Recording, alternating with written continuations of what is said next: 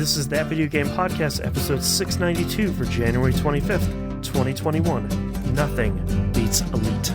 Don't trust the auto dock. I'm just joysticking through the galaxy.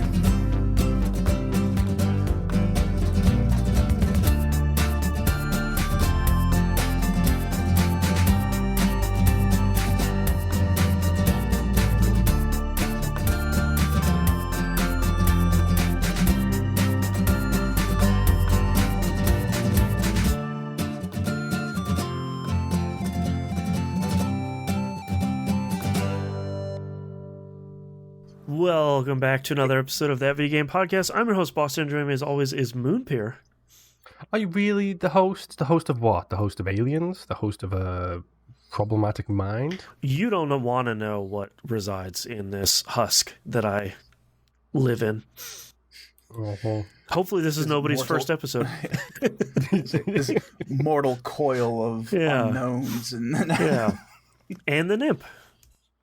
Hello. Patreon.com/E1M1. The ones are numbers. Get all the behind-the-scenes, early access, uncensored, exclusive episodes delivered to you every week. Outcast this week, you want to get a little bit of a peek behind a little impromptu production meeting. You can get on that for just $2 a month. The $5 a month tier is the recommended one. That gets you everything. Anything above and beyond that is greatly appreciated, but not required. You get all of that audio every week, and you help me pay for the show every single week, which is a huge weight off my shoulders because all this stuff is super expensive. God, it's just, why does everything cost money? You can't do any jobs because you've got a child to rear. Yeah, God, this pandemic is just the worst. Patreon.com/E1M1. Moon, what have you been playing this past week? Well, number one, Diddley Squat. But number two, actually, two games to talk about. I'll get to them in 1 second. I would like to say any patrons who are listening, number one, thank you. Especially during hell year 2020, 2021, 2022, and let's just suggest 2023 just to be safe. If you do happen to listen to the pre-show production meeting, feel free to tweet at Boston and let him know what you think the next in a redacted of redacted should be. Yes. You can say the season of critical misses we were talking about. There's sort of two or three large options. I'd be curious to hear what you have to say. I know, for example, what friend of the show Mackie would vote for. Sure. I know what Chuck would vote for. I know what my partner would vote for. I'm curious of what the community at large would vote for. Or you can hit me up in the Patreon Peeps exclusive channel on the Discord server. Wow. Wow. Hello. I forgot about that because even though I have access, I never go in there.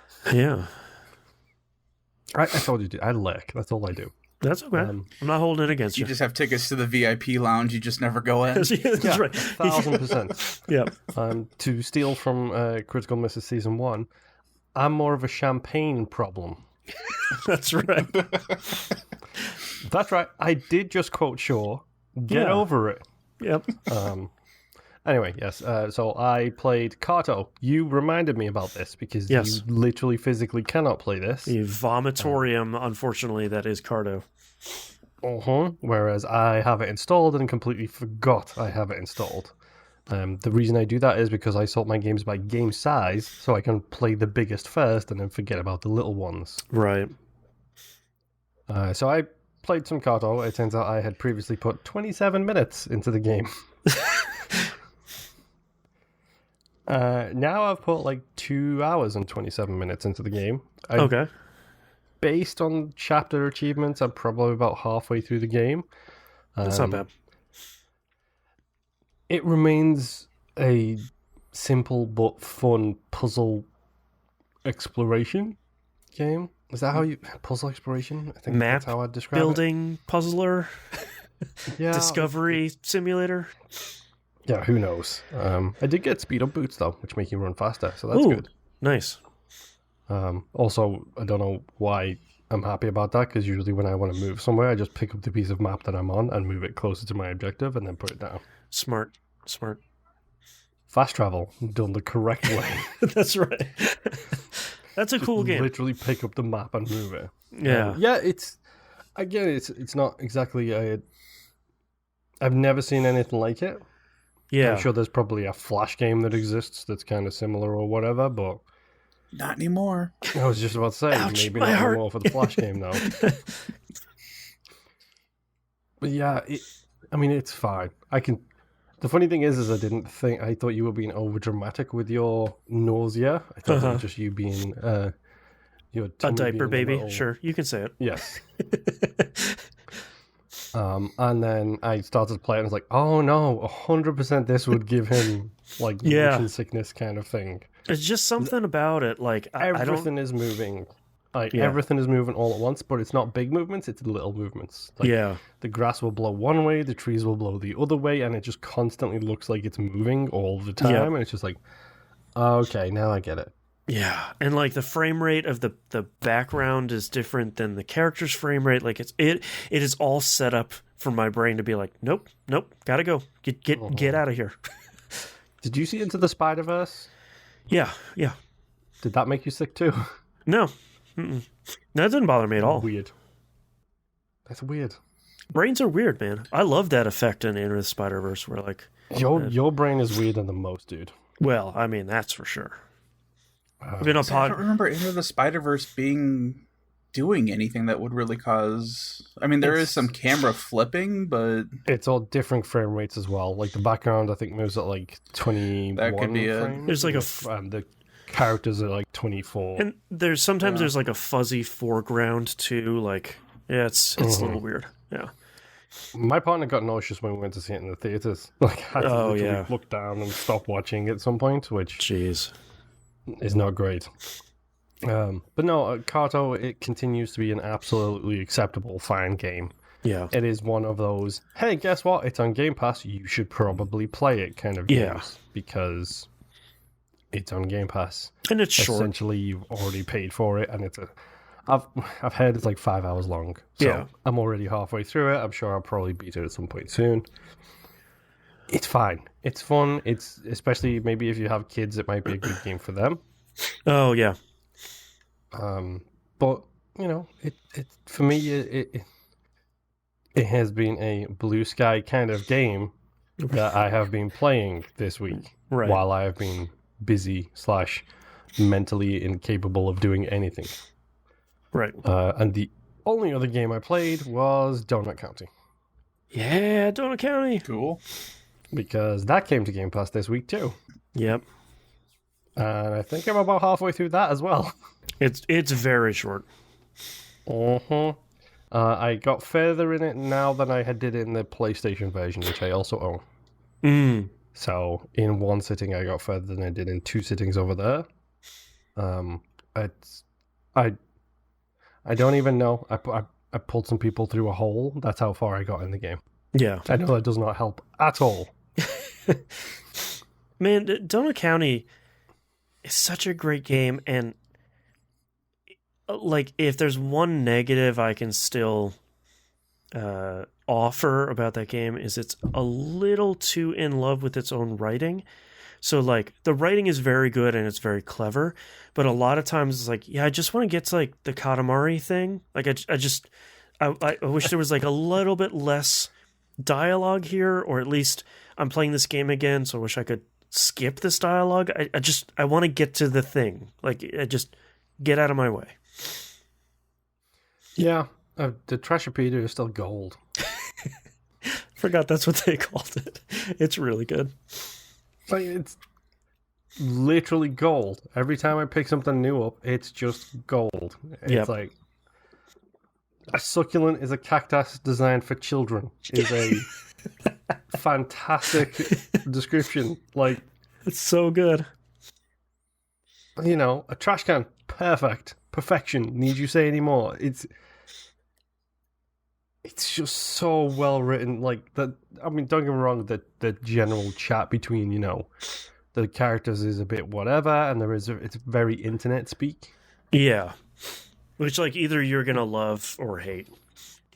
Yes, but that Trashopedia is just Every level. I don't care if I pick something new up. I'm checking it out because I want to read what he has to say about all of the things. Like, a trailer is an outdoor outhouse. Yeah. Pretty good.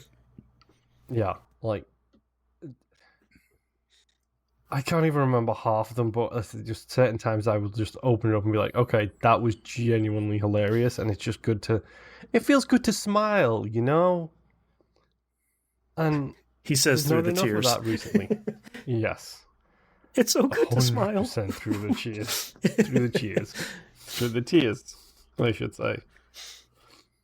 But no, it's been fun. I'm almost level 10. I'm sure I'll get my quadricopter at that point and figure out what's going on, and then the mystery will be solved. I forgot that the big thing about that was like, get to level 10, you'll get a quadricopter. And I was just like, okay, that's oddly specific, but okay. I did just get the catapult upgrade, which allows you to fling things back out of the hole. Yep. Which is hilarious when you're flinging a frog up a tree to pull somebody down. I love that game. It's so dumb. And it's like the perfect Game Pass game, too, where it's like, look, this thing's like 4 hours at best. You can kind of sit down on a Saturday afternoon, kind of knock it out, have a lot of fun, and kind of go back on your way. Yeah, it reminds me of Goose Game and Carto, where it's just like, just you know, play it, enjoy it, experience it. Yeah, just a little game. Bit, and, you know, and then enjoy it. A kiln, a normal stove that you fill with mud. Why not? Great. The Trashopedia is hilarious. The Trashopedia is reason alone to play that game. Yeah. A garden shovel is a dirt spoon. I pulled open the Trashopedia because it's that fun. I love Donut County so much. The music is a little bit annoying in it. Like I said, the conversational writing is okay, a little bit too memey/internety, but it's Katamari Damacy with a hole. Yeah. So I will happily absorb all of the goodness in your house area into my hole, so I can then suck up a fire and then corn and then make popcorn and then suck up 4 rabbits, and then all of a sudden hundreds of baby rabbits are born because lol. I cannot wait until you see where the end of that game goes. Do I even want to know? It's wild. But yeah, that's all I've been playing, and I will leave you with one final entry from the Trashopedia, which describes a picnic basket as a pretty common type of treasure chest. I'm just saying. All right, Nimp, what do you have? What have you been playing? What's your favorite Trashopedia entry? I don't even remember most of them. I just know that they get stupid. They get stupid. Yeah. But it's fun. Yeah. Mm-hmm. 2 games, you don't have to write them down. I was just going to bring up real quick. One with the Wii Fit. Or Wii Fit, Jesus. The Ring Fit. Mm-hmm. I was talking with Angela on Discord, and we found out that if you have the Switch Lite, you cannot use that on the Switch Lite. Oh, because you can't pull off the Joy-Cons. Yeah, right. But it's odd because I can do it in TV mode or in handheld mode. Right. So you would have thought that, I don't know, I would have thought, but then we're talking about Nintendo, that somehow there would be a workaround where you could use 2 different Joy-Cons that aren't attached to it to be able to use it. Just buy another Switch, forehead. Dude, dude, this is the same Nintendo who for Animal Crossing decided that if you open a menu, people cannot load into your game. Yeah. Yeah. Yep. So there's that. Played more Genshin Impact this week. Same old, same old. Yep. I got really, really far into Cold Steel 4 this week to the point that I hit what felt like an hour-long cutscene. Like the old Xenosaga long. Yeah. Where I had it on auto read. I was reading faster than that, so then I was skipping as I was reading, and then I accidentally skipped the entire thing Oh. by accident because I finger fumbled that. So then I had to look up a YouTube video, which finding that was a pain because guess what? Not a whole lot of people stream cutscenes for JRPGs. Yeah. So I finally found that, and the hour marker on the YouTube video, when I got to the part that I accidentally skipped, still had 50 minutes left over in the video. So I was sitting there watching this video, not doing anything else, and then I started skipping in the video so because I'm reading faster. And the biggest problem is that there's so many... The cast of characters has gotten so big now that I counted that there was 32 characters talking at once in this area. Oh, God. And normally that's not an issue, but the problem is that because it's a JRPG, everyone has to get their 2 cents in, and I'm doesn't with you. matter. Let's do it. You got it, Chief. The power of Exactly. friendship. It's And like, oh my God. There are several times where a group, because they basically cut the way this one cutscene that I'm thinking of, there's like 3 distinct groups that are talking, and they all have about 10 to 11 characters in each group. Oh, God. And someone said something, and everyone, they do like this little camera cut where the camera looks at one group, everyone looks at the leader, everyone nods their head, and then it moves to the next one and they do the same thing, and then it moves to the next one and they do the same thing. It's like, we don't need this. Right. I get what they're going for. Yeah, we know what they're gonna do. I don't need to see all 32 characters affirm that, yeah, no, this is the plan. Right. No, That's what we're doing. You 100% need that. No, it hurts my brain. So I got through all of that. Luckily, the game is picking up. I'm like way past the halfway point now. I'm starting to come up on the end because now I have a time frame for when, because the game does dates, like Persona.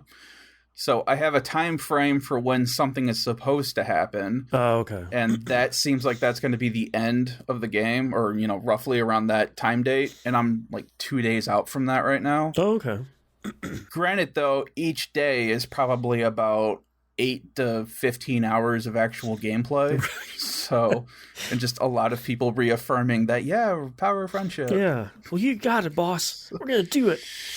Yeah, and it's the same issue that I have with the other Trials games, where they're fun to play. It's just sometimes they get up their own butt about what's going on, Right. that I start skipping it. Right. And it's just whatever. But either way, still a fun game. Story just needs to be edited a lot more. Yeah.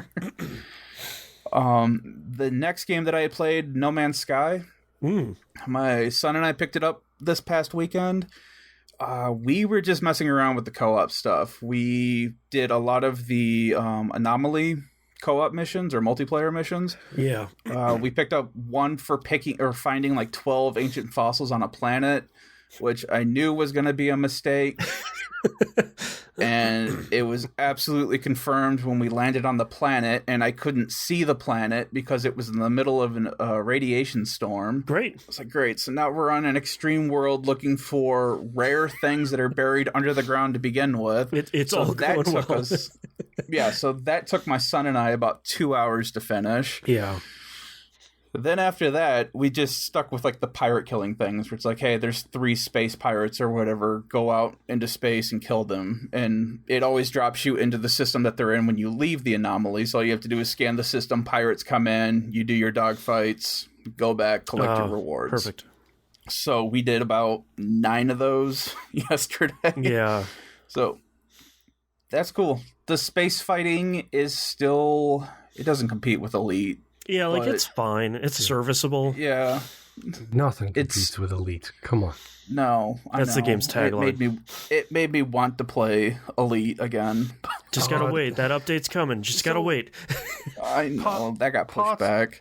Part of my whole process at the moment, like mentally struggling with stuff, is, I think I might mention it on last week's pre-show, is going through a bunch of captures on my PC because I don't want to focus on anything. I just want to kind of zone out.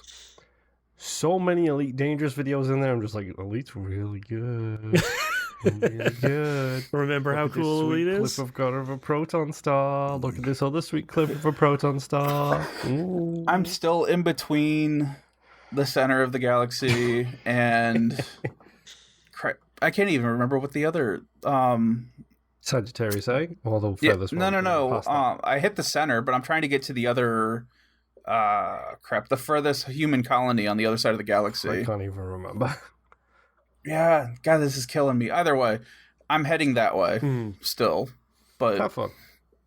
I know. Apparently, I didn't realize this. Apparently, it's the same distance to go from the center of the galaxy to get there as it would have been to go from the center of the galaxy back to Earth. Mm-hmm. Did not realize that when I thought that one out. 30 hours or something like that. Colonia, that's what it's called. It was going to come to me.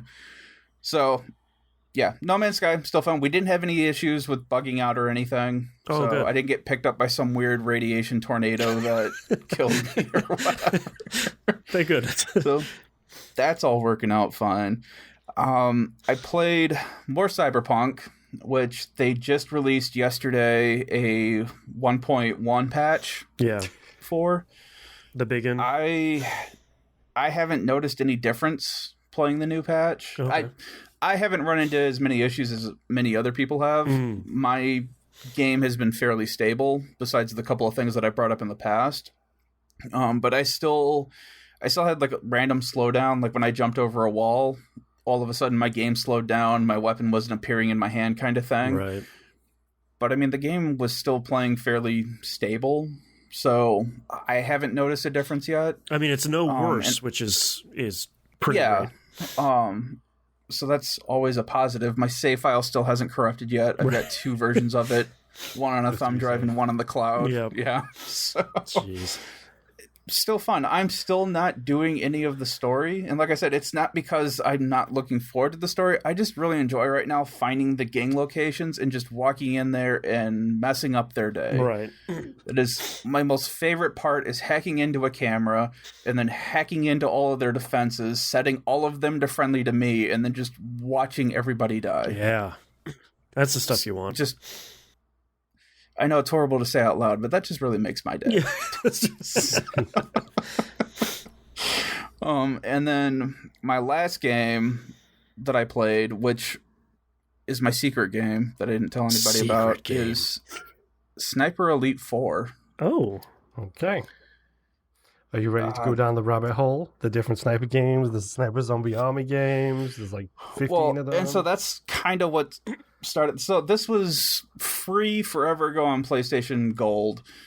A guy at work was talking about it because he has it for PC, and he was talking about how he's been playing, I think it was 2 and 3 a lot.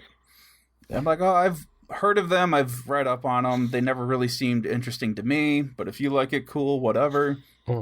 And then I just happened to notice that I selected it so that I could download it later. Just never played it before. I'm like, oh, screw it. I'll give it a shot. Yeah. And I really enjoy it. Nice. Like a lot. So you're ready to go down the rabbit hole, as you're saying.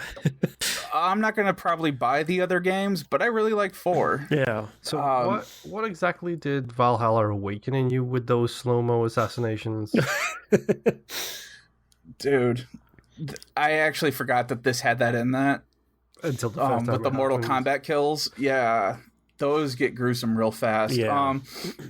So the first map it drops you in, you're basically on an island, and it's a pretty decent sized island. And you are given your main objective to do, a side objective, and then there's just like a bunch of collectibles in this area that you can grab while you're doing stuff, such as, destroy the Nazi eagle. There's 3 of them on this island. Nice. Definitely want to do that. Yeah, have at it. So I get onto the island. It walks me through this one small section that's like the tutorial of, hey, you can use your binoculars to find enemies, mark them, and then it will give you basically like a little bio of the enemy. It's like, all right, cool. So I did that, killed them. I managed to shoot like a pulley that had a bunch of cannons on it, which dropped on top of 2 guys. They were done. Nice. All right, cool. Move on. So I get into the island proper, and I'm up in this little tower, way away from everybody, and the game keeps telling you, and I'm playing on hard right now. The game keeps telling you, hey, the enemies can triangulate your shots, so don't just go shooting all willy-nilly. Okay. and there is a plane that is flying around the island, and if you time your shots right, you can mask your shot with the engine noise of the plane flying overhead. Cool. Yep. So that nobody can hear you. Nice. You can, just so you know, you can also sabotage generators and things like that, so they start to splutter, and then they'll go put, put, put, and then make a loud bang noise, so you can shoot at the same time as that. That's cool. So your equipment starting out, you have your sniper rifle, you have, like, I've got a Tommy gun, and then I've got this pistol. So you can use any three of those, and then you also have, like, stealth takedowns and stuff like that. So it's just your regular action game, kind of. So I'm on this tower, marking a bunch of people, and I didn't realize about the plane thing, because all of a sudden, when noise happens, you get like this little radar-looking thing that pops up in the center of your screen that indicates noise. I didn't realize that's what it's indicating. I thought it was telling me that there's a plane overhead and it can spot you. So every time I start to hear the plane, I'm hiding in brush, trying to not be noticed, not knowing that it doesn't matter. The plane's not there to notice you. It's just flying around after it did something. So I'm like, okay. I figured that out by accident when I went to go take a shot at somebody. The plane came by and it masked my noise, so then I got extra kill experience for marking them, ghosting, and having my sound masked. Oh, wow. Okay, that's cool. So I figured that out. And so I went super stealthy with this game and spent an hour and a half on just the first map. Nice. Just creeping around, marking stuff, marking people. And you get these weird, dumb bios. And I wrote a couple of them down because the fifth guy that I marked talks about how, regularly steals chocolate from his best friend, Wolfram Wazzer. What? Okay. So for that, he deserves a bullet through the plate. Well, that's right. So I waited because it's like, well, hang on. So it's bringing up that he steals chocolate from his best friend. I wonder if his best friend happens to be on this island. So I killed everybody around this one guy, left him alone, and then I found his buddy later on. Where is he? When you get his bio, it says wonders who's been stealing his chocolate, has sworn to kill them. That's pretty good. All right, cool. So I went back, killed his best friend, then went back and killed that guy. Yeah. It doesn't matter, just something I did. Yeah. But you get all kinds of dumb bios like has set a town on fire, worries about his brother, at age 16, joined Hitler's youth to impress a girl. She married his best friend. Yeah, all kinds of dumb, weird bio stuff for them. So as I'm traipsing around this island, I also figured out that as long as you keep distance, the enemies can't find you. Okay. So I found another tower that I ended up going to, and I could see that there were guys like 300 meters out. I was like, okay, I'm going to try and take them out and, just kind of testing, I guess, like the rules of this game to try to figure out, will they all just like merge on me or what? Right. No, they have a general idea of where you are and they will hide from you. But if they are so far out that they can't, pin where you're at, they can't come after you because they don't know where you are. You just get the MGS2, nothing here. Yeah. So this then devolved into me sniping people from 300 meters out, and I'm taking out like a whole portion of an island. I haven't even looked at the other side of the island yet. So you gotta shoot all these Nazis in the giblets first. Exactly. And that's where this kill cam comes in, because if you empty your lungs, which is basically holding your breath, and you take these shots, if you do a critical shot, which is a one-hit kill, you get the Mortal Kombat X-ray of the bullet leaving your barrel. It follows the bullet all the way to the target. The target goes into X-ray, and then you just see violence. And I'm talking like everything. Yeah. I mean, there's some jacked up stuff that I've seen with this so far. So that's pretty hardcore. And it looks like you can shut all this off in the options too, if that really bothers you. To me, it doesn't bother me for this because it is weirdly cartoony at the same time. Yeah, like it's so over the top. Yeah, there's been a couple shots, like Hail Mary shots that I pulled off, and then it does that. I'm like, I can't believe this worked, where I shot in between two vehicles in an open window and got the guy on the other side of the house, and it's like, holy crap. It's like the Tiger Woods game when you feel like you have a pretty good shot, and it does that, like, it does the slow-mo going back, and you slow-mo hit it, and you're like, all right, I know I got a good one there. Like, that was really good. Yeah, so I've cleared the first island after doing my whole thing. The second area I went into, I kind of wanted to test more with, okay, how much can I actually take on before it overwhelms you? And like I said, I'm playing on hard mode right now. So the second island, I was like, all right, I'm going to do just a couple of shots to take some people out, not caring about sound masking or anything, just to kind of get people to come to me, kind of see how easy it is to lose people, how many of them I can take on with a Tommy gun or a pistol. And in the second map, I straight up massacred an entire island with just my Tommy gun. Jeez. So, and you still have to be smart about it, because this isn't like Gears of War or something like that, where you can just take on a hail of bullets and then you hide, because you still have like bandages and medkits that you have to use if you get hit.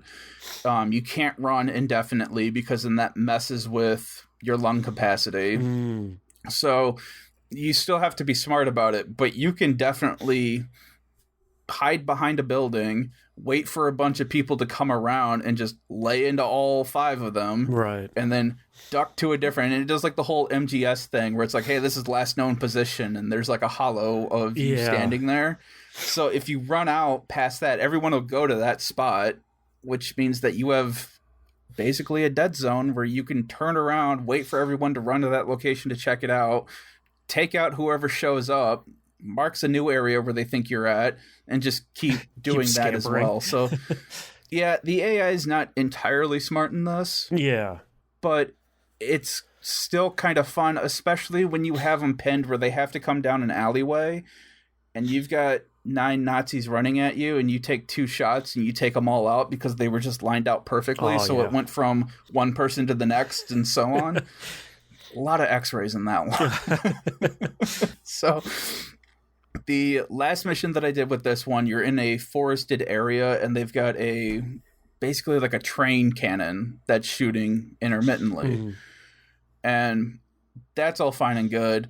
It was cool being able to sneak around in the forest and take guys out, because I did a lot of stealth takedowns, because that was the next thing I wanted to test out was, okay, how viable is it to just hide in bushes, wait for somebody to walk by, and just sneak up behind them and stab them? Right. It works very well. You can do some Assassin's Creed stuff where you're hanging over a ledge and someone walks by and you just reach over and throw them off the bridge. Oh, yeah. All right, cool. I ran into my first tank. It was a small tank in this map. And you have 3 ways you can take it out. One, you can plant a satchel charge on it, which I couldn't find.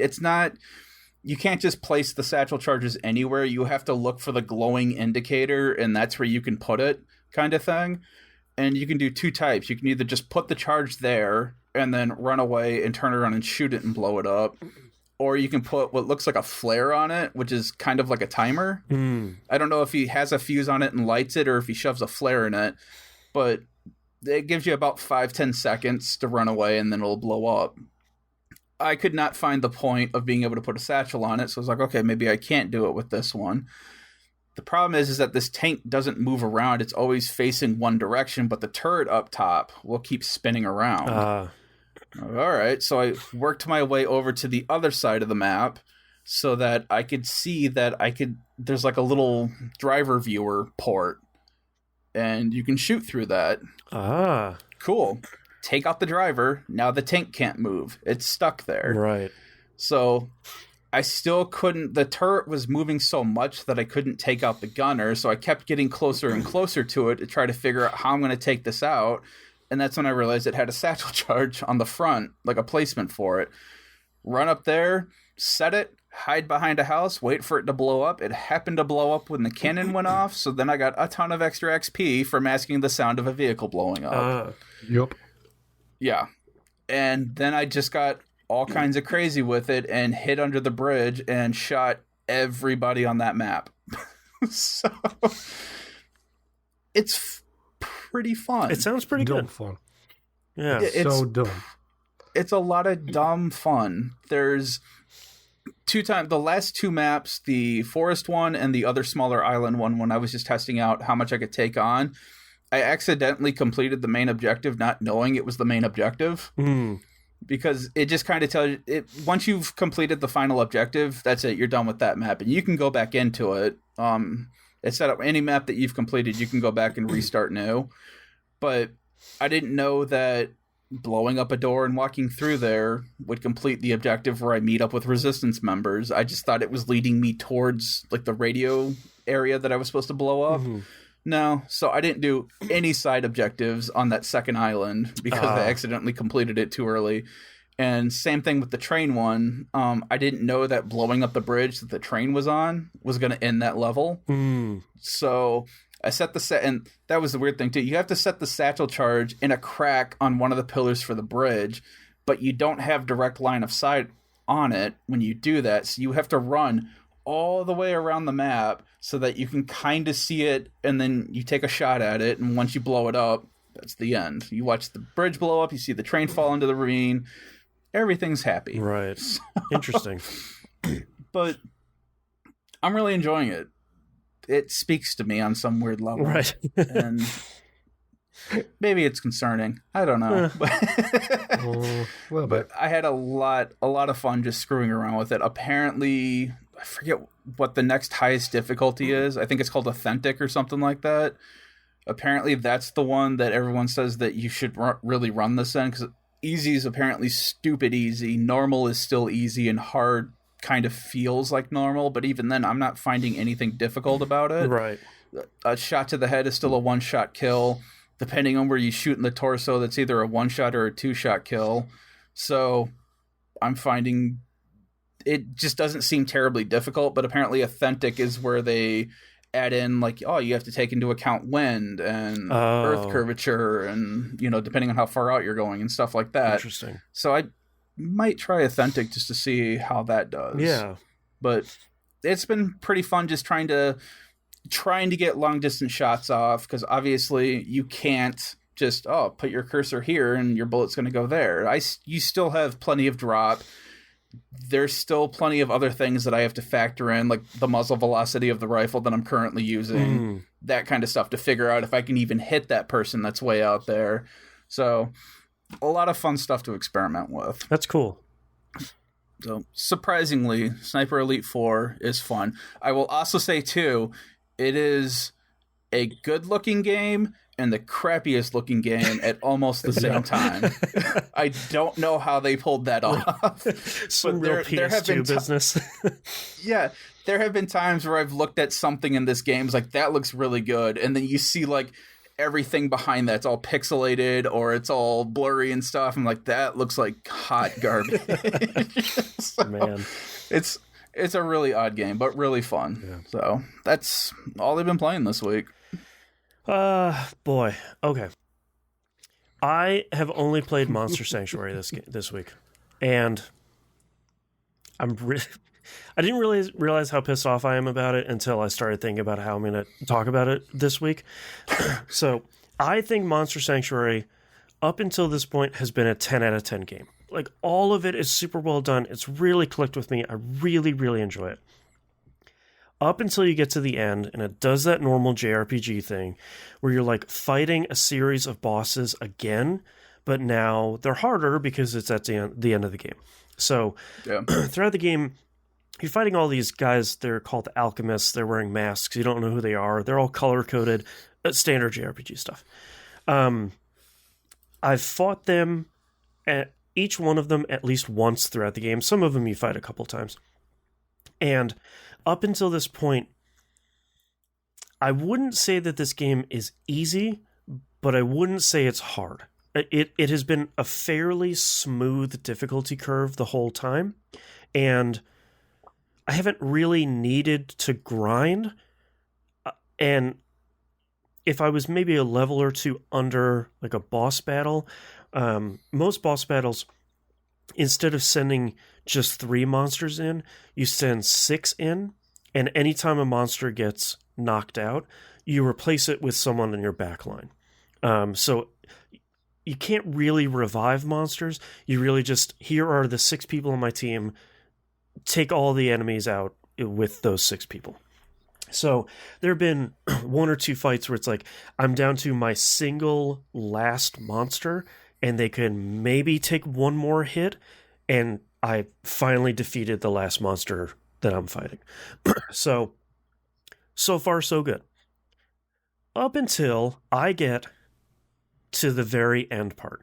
I have fought a number of my friends this game at the most annoying time.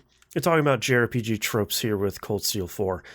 This does one of the most annoying JRPG tropes, which is, you've been my best friend during this entire game, and now I'm so much stronger. Before you fight the final boss, you need to fight me to prove myself. It's like, no. I was like, is it time to test your resolve yet? 100%. I was like, no, William, I have to go beat the final boss. Sit down.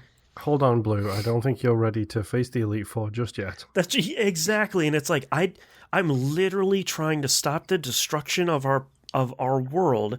Sit down. I don't. Yes. Oh, yes. You're strong. Very good. Go away. Like I got bigger things to deal with. So you like fight all 3 of your friends as you're going up this tower, and you're fighting sort of alternately. You're fighting the alchemists as well. And it's like you have 1 fight here. You have a fight against 2 of them. It's all difficult because it's the end of the game, but none of it's impossible.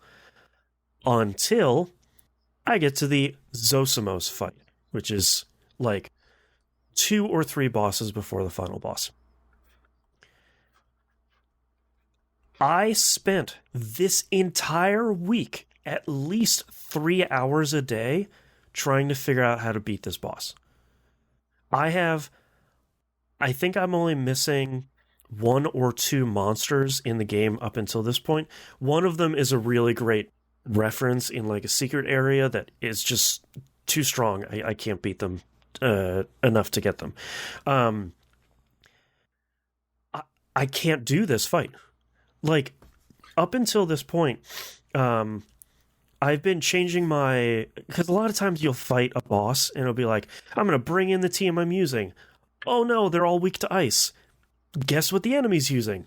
Okay, let's switch all them out for someone else, get a better team that's more suited to beating his enemy, go back in, maybe 1 or 2 more tries, and it works out.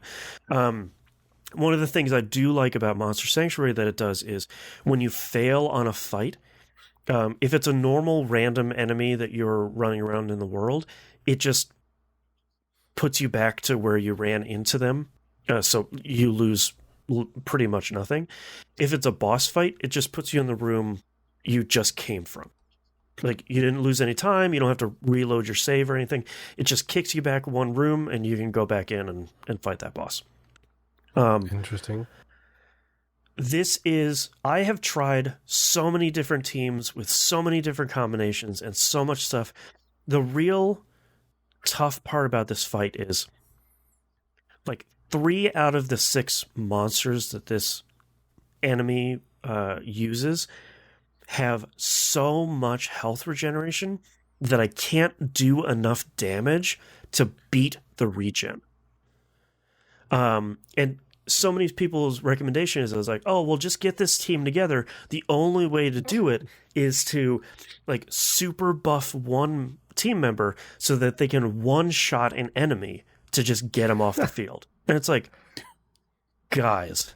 So a lot of my week this week has been like watching YouTube videos and like trying out different strats, and like the part that's really disappointing is the developer, like the lead developer, is very active within the community, which normally would be a positive.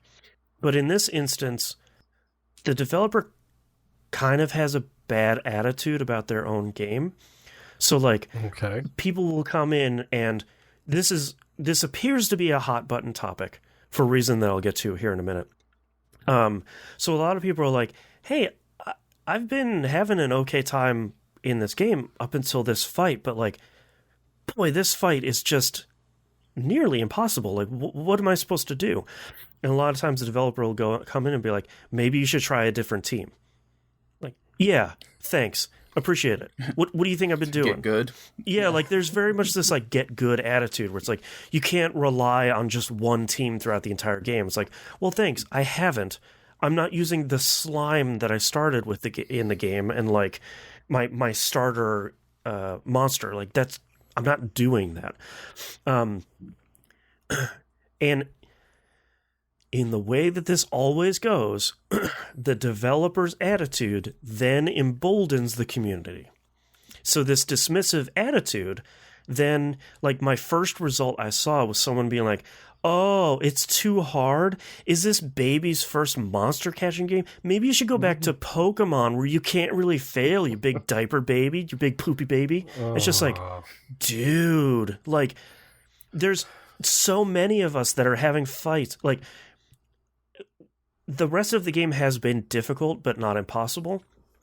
I wasted a week on one boss fight. Like, I can't, there's no way for me to beat this boss.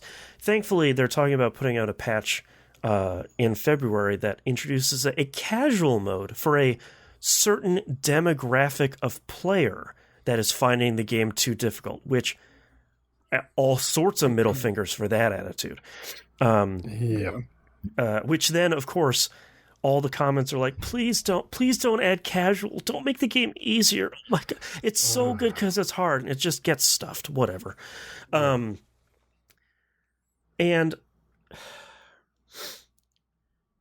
Moon, you and I have rallied against a certain thing in We Roguelike It for a good long time, which is a game that's in early access that comes out of early access way too difficult. Yes, guess what happened with Monster Sanctuary? This was the last area added when the game went to 1.0. Yep. 1000% explains it.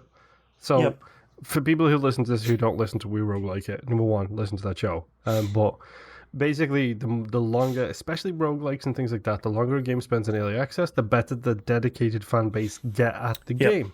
So they break it more and more and more and more.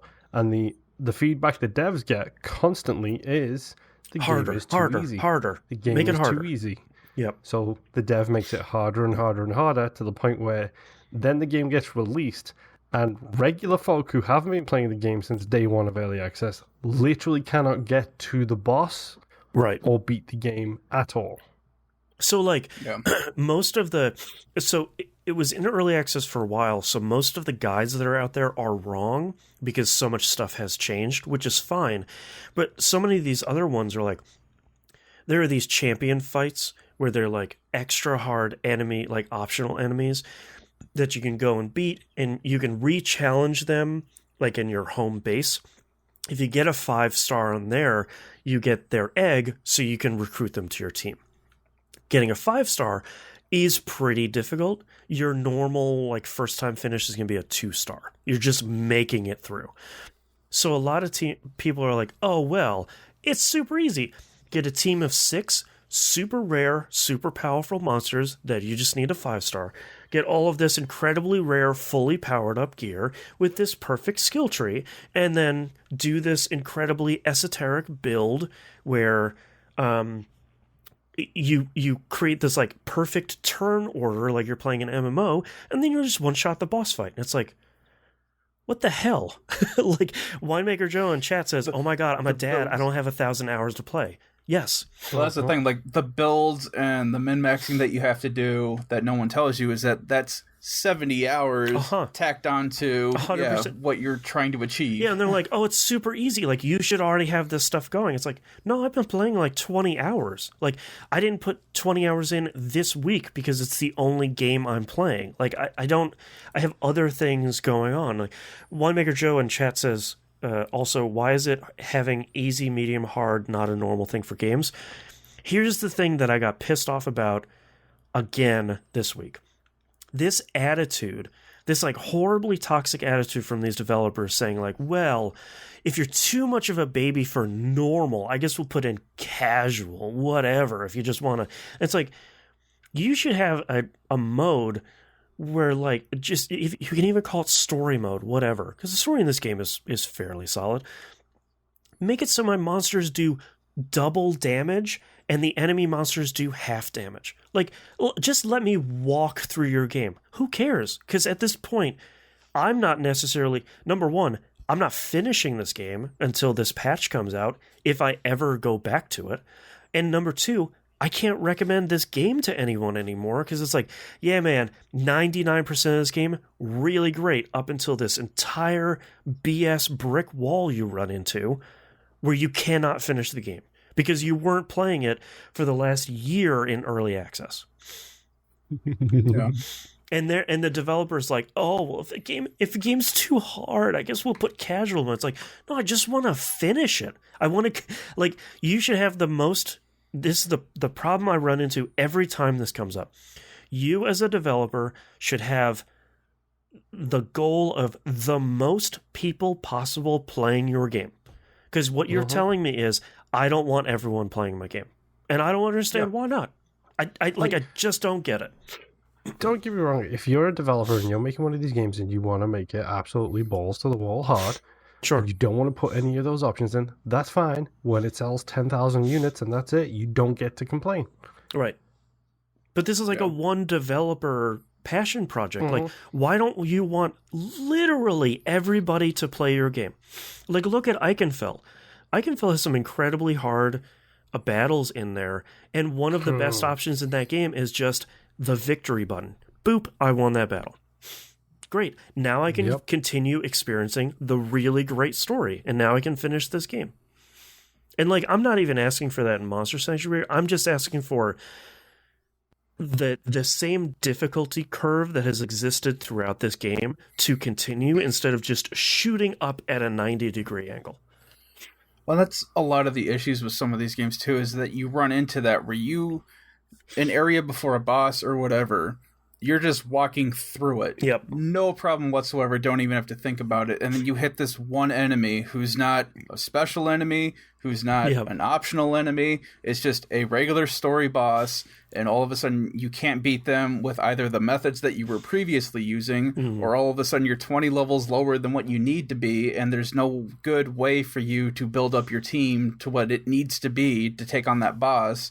So that's a balancing issue, not a get good issue. Right, yeah. And, like, I've tried so many teams. Like, I even built a really, really strong team that's centered around debuffs, because debuffs in this game are crazy strong. So I have a team that, like, every time you attack, with every attack, you have a chance to do, like, poison or freeze or shock or burn or any of these attacks or any of these debuffs. That turn them into damage over time, and they can stack up to like 3 or 4 times. So like a turn will end, and I'm just chunking like 25% off of their health with every debuff that's ticking down. That team, I'm 5-starring champions, like those super hard bosses, like in 2 turns. I can't beat this boss with that team because they're healing too fast. Jeez. It's just like, at that point, you're just breaking your own game. And I'm so pissed off about it because I loved this game up until this point. And between a difficulty curve, which is fine because this stuff happens, like difficulty spikes happen and you can smooth them out. But the real frustration is the attitude of the developer being like, oh, well, I'll just add a baby mode in there for you babies. It's just like, oh, come on, man. Like, don't play Monster Sanctuary. That's the part that's really pissing me off, is this is an incredible game that does so much right by mushing together so many great genres that I like that I can't recommend it anymore. And that's the worst part. Yeah, that sucks. Grumble. Unfortunately, that's all I played this week, so let's take a break.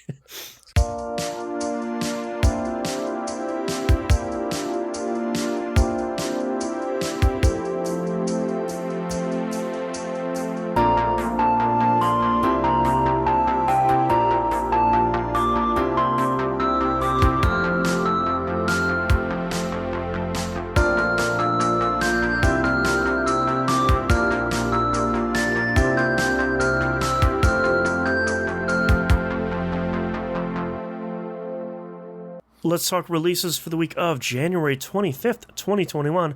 Atelier Ryza 2, Lost Legends, and the Secret Fairy comes out PC, Switch, PS4, and PS5. I feel like if you didn't play the first one, then this is gibberish. And if you did play the first one, it's probably still gibberish. Super exciting, though. Yeah. You should play the first one. I need to go back and finish the first one. I think it got a PS5 update, which I think makes it run at 60 frames, which is even better. I was really enjoying that first one, and I fell off of it for some reason. You want to talk about difficulty spikes at the end of a game? Oh, no. That one's got one. Well, never mind. No, that one's easier to overcome, though, because you can go back. It's usually what I had found out with my team was that I just didn't have all of my equipment upgraded to where it needed to be. Oh, sure. So, because I was able to basically get through everything else, and then I get to the final boss, and that was the final test of, oh no, I'm hitting for 12 damage, not 100. Yeah. This is gonna suck. You hadn't done all the maintenance, the upkeep until that point. Yeah. But that wasn't, I think I went back for 2 hours and upgraded everybody's stuff, and I had most of the components I needed, so it was just a real quick fix. Yeah. So... next game coming out, Cyber Shadow for PC, Switch, PS4, PS5, and Xbox One. This is published by Yacht Club Games. This is kind of a cool-looking modern take on the classic Ninja Gaiden games, like a 16-bit side-scrolling kind of slashy thing. I'm curious to see how this reviews, because I think this could be kind of a neat thing. The Medium comes out on PC and Series X. I don't believe it's coming out on Xbox One. Because I think they said, hey, we got it to run on Series X, and it works the way we wanted it to, so yay, SSDs. Yeah, I'm pretty sure this is a Series X exclusive. Yeah.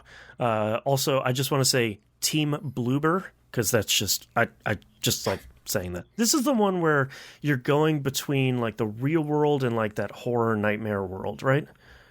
You're flipping between the two. Yep, and this is also what Musen was talking about. It might have been during the game club. You mentioned it earlier with the auto win. He said he would love to play. Yes, he said he'd love to play a game where you can just switch between worlds. And as soon as he said that, this is the game I was thinking of. Yeah, this looks cool. I think I'm impressed they got this to work, and I think it's a really cool idea that I hope it turns out well. This seems neat. Every game they've made has got better and better and better. Yeah, what have they made? Layers of Fear, Observer, and then Blair Witch. Okay, yeah. So, yeah, those are some good games. It's an upward trajectory that is pretty good. Yeah. And lastly here, the Yakuza Remastered Collection comes out on PC and Xbox One. This is a Game Pass joint, if I remember correctly. So now all 8 games are on Xbox. So go get them. I guess I cancel all my vacation plans. I know what I'm doing. Yeah, get cracking on 600 hours versus of JRPG. Let's go. Oh, those games are so good. All right, let's move on to news stories. Peter Moore Watch Update 2021 coming in hot. Peter Moore back in the video game industry after done being the CEO of the Liverpool football. What's the last club? Thank you. I didn't want to be the association, and would be go to hell. He is joining Unity as their SVP and GM of its sports and live entertainment team. This was the best Twitter announcement I've seen in a good long time, where he took to Twitter saying hey, this isn't the most important news story of the day, but I joined Unity. Exciting things in the future. And I was just okay. Keep classy, Peter Moore. Why not? And that ends our Peter Moore Watch Update. Puzzle Quest 3 was announced. They put out a trailer that had no gameplay for some, to be fair, it's going to be a match 3 game, so you kind of don't need it, but also that's weird. Anyway, Puzzle Quest 3 is coming out. It seems like it'll be free to play on all platforms at launch, not just the mobile version. which in a world where Genshin Impact isn't scummy about stuff, I feel a little less concerned.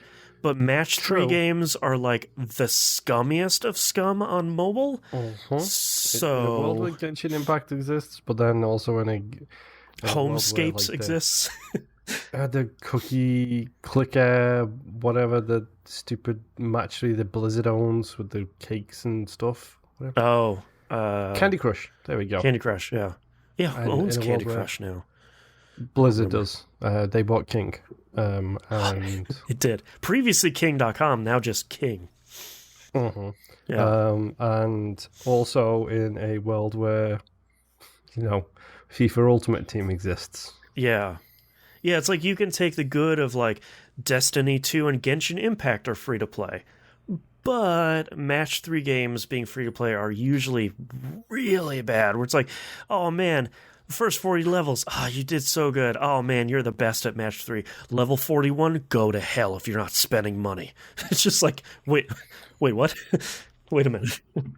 Wasn't Candy Crush the one where someone had figured out that once you got to a certain spot, you had to spend money? Yeah, it's like virtually impossible. It has one specific level that is an impossible puzzle unless you buy 110 if you get it perfect. Yeah. Yeah, so I like Puzzle Quest a lot. I'm hoping that it doesn't fall into those traps, but we will see. I think it's slated to come out later this year. It's definitely one of those ones where I'm going to give it a shot, but especially with it being free, but like just please don't be scummy. Just please don't be bad. No, please, instead please, whatever you do, please be a 7,000 hours to get all the achievements in a game, because I won't care, but I know a certain friend of the show, Maki, will care. Yeah. He will start that game, and then he will have to get every achievement on it, because he did it for the other ones. Oh boy, that's a lot of puzzling. Boy. Last news story here, Vicarious Visions is being merged into Activision Blizzard. This studio was already owned by Activision Blizzard, but apparently they did too well in 2020 with the Crash Bandicoot trilogy and Tony Hawk's Pro Skater 1 and 2. Sorry, 1+2. I'll use its given name. So Activision Blizzard said, hey, God, you guys killed it in 2020. Like, handshakes all around, bonuses, great job. By the way, we're shutting your studio down. You're going to get absorbed in Activision Blizzard, and now you're a support team for all the rest of our products. Thanks, okay, bye. That sucks. I try not to be the bearer of bad news in this on news stories, because gestures at the world. But like, they did some really great stuff. They made some of Destiny 2's best content before that split happened. And those 2 remakes they made this last year, and now they're, quote, fully dedicated to existing Blizzard games and initiatives, end quote. So like, you get a team that did some incredible remakes, and you're having to make like Hearthstone stuff or Heroes of the Storm. They're going to go fix the remake of Warcraft? Well, word is on the street this week that because of Warcraft 3, original Blizzard North just got shut down. Which, not a big deal shutting down your most famous and founding studio. Though the rumor is that they're going to be tasked to work on the Diablo 2 remake, which, sure, I mean, I don't think I'm in love with the idea of a Diablo 2 remake as much as a lot of other people are. 1, because Diablo 3 is still really good, and 2, Warcraft 3 remake was really not good, so not entirely, not feeling super positive about that. Two back-to-back news stories here where it's a lot of like, please be good. Spoiler alert, there's been a lot of like old guard leaving Blizzard recently. Yeah. I wonder why. Yeah, I just the best thing though is I feel like so many of them will go out and make a studio with a successful Kickstarter that will put out a game like In Exile. Like, they've just been killing it with one classic game after another. Like, there's there's a hungry market for a lot of the games that these studios used to make, mostly from people our age. They're like, the good old days, but you don't have to play the old games. Well, then they'll just be bought by EA again, 100%. The fold, shuttered, and then they'll leave again. Yep. So, yeah. Yep. All right, let's move on to questions this week. Jimbo Jangle sends us an email. Hey, TVGP crew, Jimbo Jangles here. I know we're already a few weeks into 2021, but I thought I'd ask if you have any New Year's gaming resolutions. Mine is to play more games and go after less achievements, especially the grindy ones, unless it's a game I absolutely love, like maybe a Halo Infinite or Tunic. Tunic. Come out soon, please. Also belated and wishful 2021 prediction, Hades comes to Game Pass in spring. Any 2021 gaming resolutions? Thanks, Jimbo. Don't force myself to play as much as I used to. Like if you're not enjoying something, like just kick it to curb. That, and also like pushing myself too far. Like we talked about it last week. Like I have the weird thing in my head where it's like, no, I need to play X, Y, and Z new games or create content. Yes, and I'm forcing myself to try and not be that way. Yeah. Yeah. What would be my gaming resolutions? I feel like I need, and I've been really trying to push these last couple weeks to do it. I need to spend more time with my Xbox, not only because of Game Pass, but just because of stuff that only exists on that platform that I haven't been playing. I need to. Both of these new consoles were very expensive. I should spend more time with both. At the very least. Well, let me tell you about this classic game called Crimson Dragon. Sign me up. But I would gladly play that with co-op with anybody, by the way. Like, I actually like that game a lot.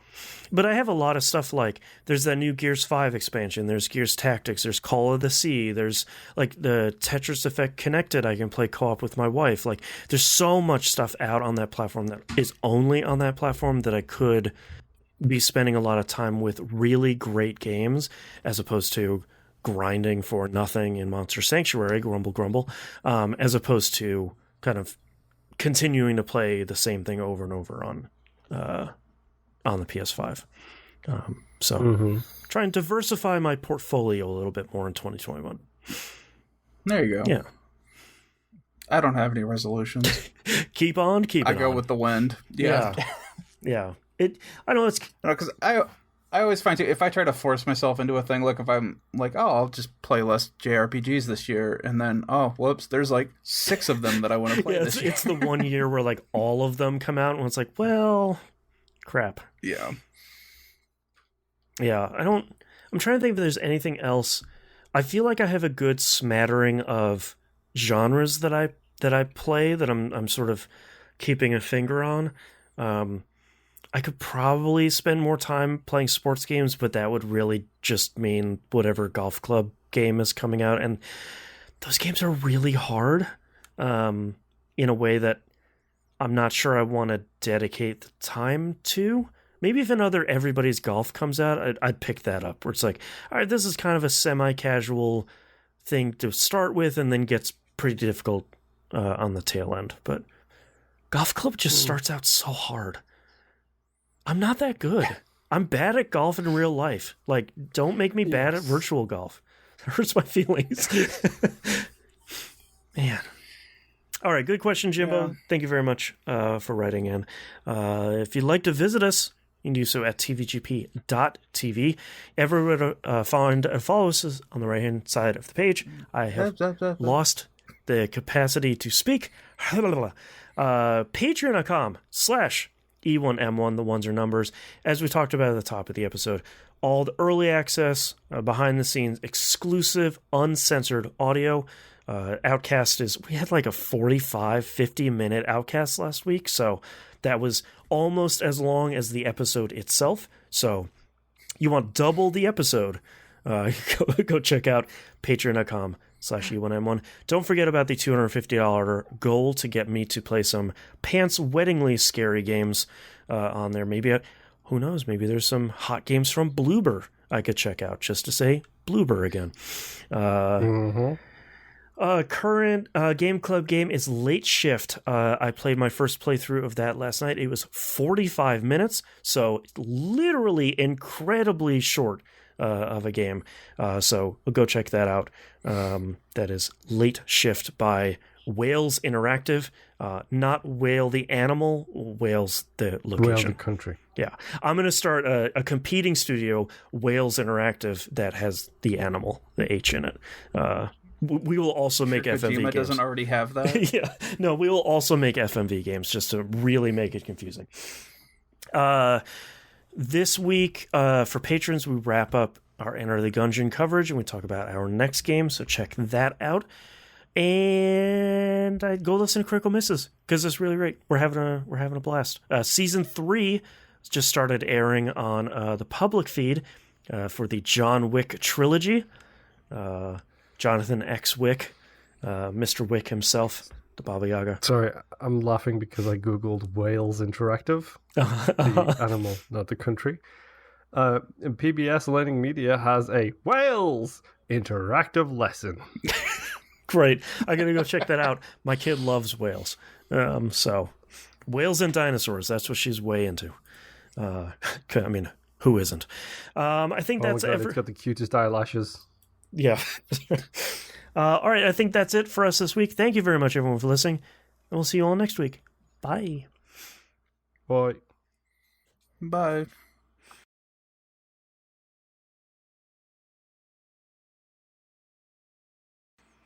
This might be Flash. All right, hit me with... Do what? What? It might be Flash. It might...